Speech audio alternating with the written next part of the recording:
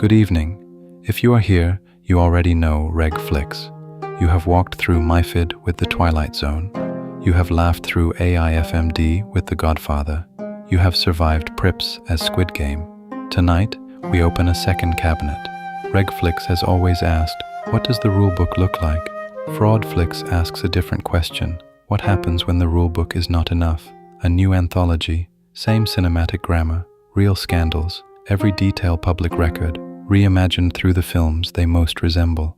Our inaugural file is one of the largest single-week losses in Wall Street history. A family office, 8 prime brokers, $10 billion, vanished in 5 days. The film, in this case, almost chose itself. Bong Joon-ho, 2019. Parasite, the Archegos file. In every fraud, there is a host and a guest. The host opens the door, certain of who is coming in. The guest is grateful, polite, useful. The host does not know, yet, that the guest has brought a family and that the family is already inside. This is the story of a fund that lived in 8 houses at once, a fund the houses could not see until the storm. Seoul, then New Jersey, then New York. The man we will not name, though his name is on the indictment now, had been a star. He had run a hedge fund called Tiger Asia, an offshoot of one of the most respected hedge fund pedigrees on Wall Street, and in 2012, that fund pleaded guilty to insider trading in 2 Chinese banks. Hong Kong barred him for 4 years from managing client money in its market. The Securities and Exchange Commission settled with him. He paid, he apologized, and he reinvented.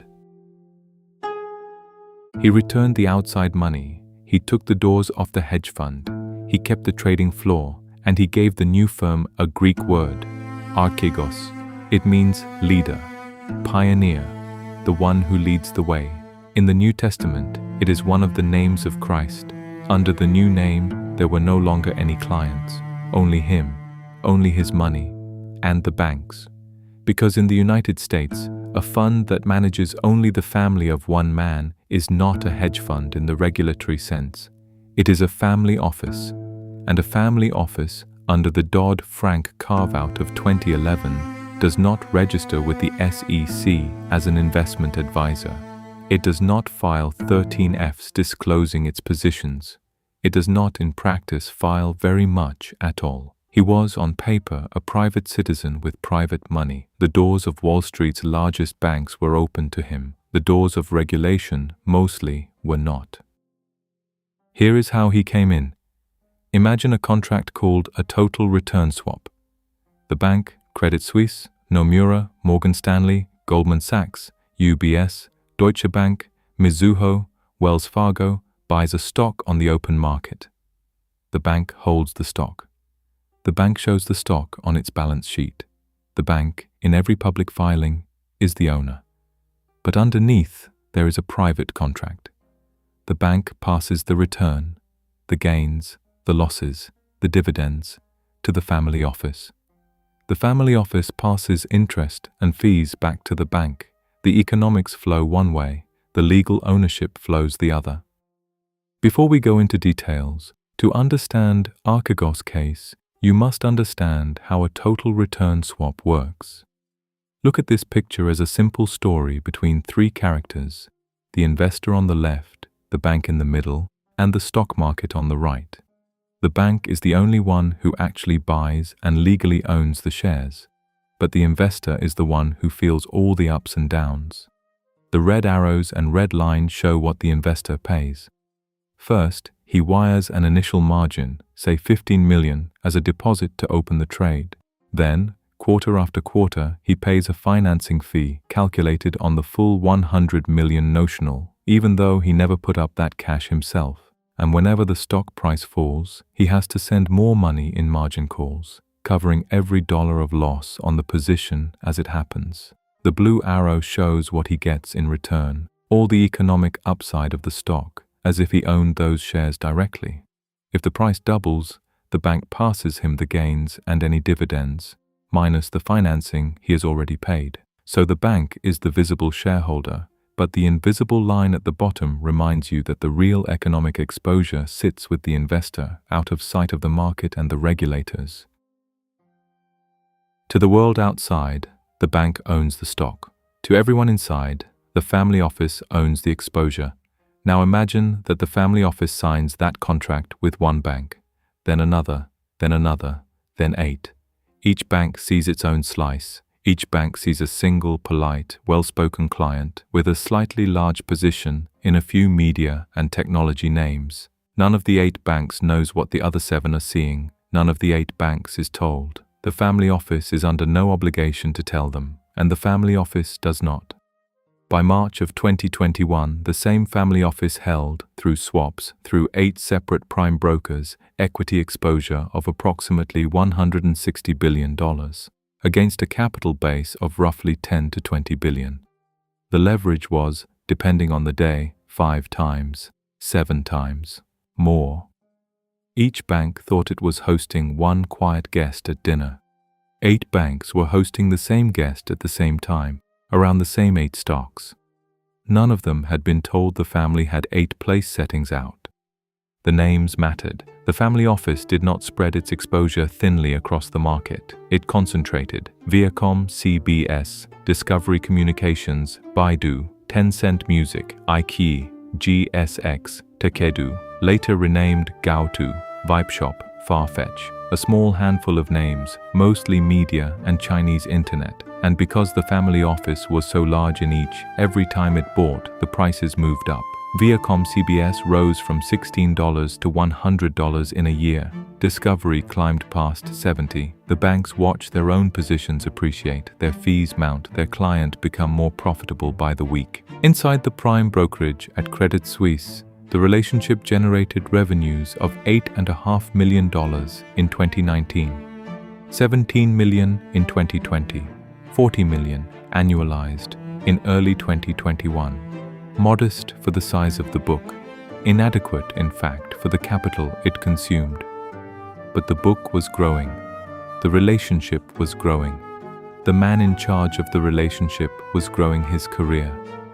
The Paul Weiss report would later use a phrase to describe what happened next. Not fraud, not malice, something colder. A persistent failure to manage risk, a persistent failure to enforce limits, a persistent failure, above all, to look down. Because somewhere beneath the polished banquet floor of the prime brokerage business, beneath the revenues, beneath the entertainment, beneath the year-end bonus pool, the risk department had already noticed. The risk department had noticed for months.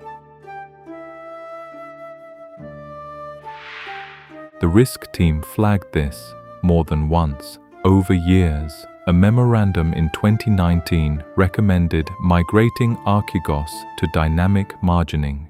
The migration did not happen. A limit excess in early 2021, the position was beyond what the bank's own internal policy allowed, was raised, then absorbed again. The basement door was bolted from the inside by the inhabitants of the upper floors. Across the 8 banks, a similar pattern.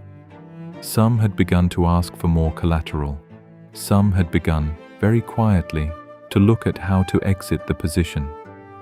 Goldman Sachs and Morgan Stanley were already reducing their balances, asking sharper questions. Credit Suisse, Nomura. These banks were still expanding the relationship into March of 2021. By the 3rd week of March, the family office's exposure to a single name, Viacom CBS, had become structurally unsustainable. All it required was a small push from Thursday, March 25th, 2021. The family office could not meet its margin calls, not at one bank, at all 8. That evening, the prime brokers convened by phone. Goldman Sachs proposed an orderly liquidation. All banks would unwind together, the same day, sharing the price impact. It was the disciplined, expensive, mutual solution. Nomura and Credit Suisse, the 2 banks most heavily exposed, agreed to consider it. Morgan Stanley, Goldman, Deutsche Bank, they considered it too. And then, in the night between Thursday and Friday, the seal broke. Morgan Stanley began selling blocks of stock, Quietly, through its institutional desks, Goldman Sachs began selling blocks of stock. Deutsche Bank began selling blocks of stock. By the Friday opening, the cooperative solution was over. The banks that had run first lost the least. The banks that had hesitated, Credit Suisse, Nomura, found themselves selling into a market that already knew the family office was finished.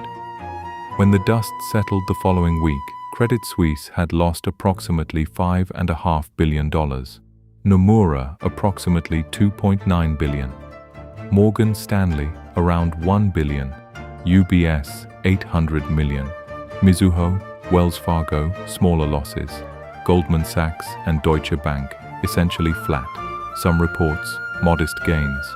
The Wall Street total across the 8 prime brokers, more than $10 billion of losses against a single client.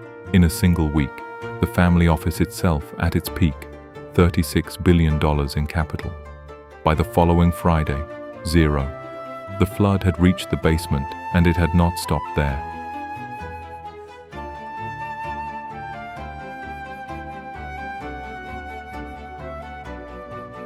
On the 29th of July, 2021, Credit Suisse published a report. 272 pages. Commissioned by the board. Conducted by the law firm Paul, Weiss, Rifkind, Wharton, and Garrison. More than 80 interviews. More than 10 million documents reviewed. The report's conclusion was, in one sense, gentle. No fraud. No illegal conduct by Credit Suisse or its employees, and in another sense, brutal. A failure to effectively manage risk in the investment bank's prime services business by both the first and second lines of defense. A lack of risk escalation, a prioritization of revenue over risk mitigation, a culture, and the report uses the word, focused on maximizing short-term profits. 9 senior employees were dismissed. $70 million in bonuses was clawed back. Dynamic margining was finally imposed on every hedge fund client. But Credit Suisse, the bank, was already wounded. 18 months later, after one more crisis of confidence, it would be absorbed into UBS in an emergency weekend transaction. The Archegos loss was not the only reason. It was a structural fissure, and the building came down on top of it. The founder of the family office was indicted in April 2022. In July 2024, a Manhattan jury convicted him of racketeering conspiracy, securities fraud, market manipulation, and wire fraud. In November 2024, he was sentenced to 18 years in federal prison. The judge said at the sentencing, "The losses you caused are larger than any other losses I have dealt with." And the carve-outs. Family offices in the United States still do not register with the SEC as investment advisors. Total return swaps in their modern form still do not require the holder of the economic exposure to file a 13F. The host, today, can still be hosting a guest the host has never met. In Parasite, the housekeeper says of the basement, "I cleaned this house for years. I never knew." In the Paul Weiss report, the equivalent sentence is buried in the executive summary. The bank, it says, failed to detect what its own systems were telling it. The file is closed. The next is already open. Before you go, our next file in Fraud Flix returns to where the word itself was born. Before Madoff, before Enron, before Archegos, before Wall Street wore its modern face. Boston, 1920. The bars are about to go quiet. The country is about to go dry. And a small Italian-born clerk has just discovered something he believes is a way to make money out of postage.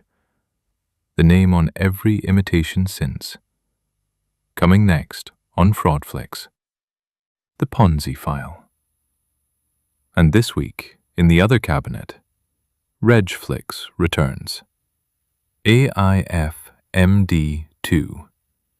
The regulators have moved again, and someone has to explain why. The dawn is back. The Fund Father, Part 2. 2 cabinets, 1 key. We will see you there.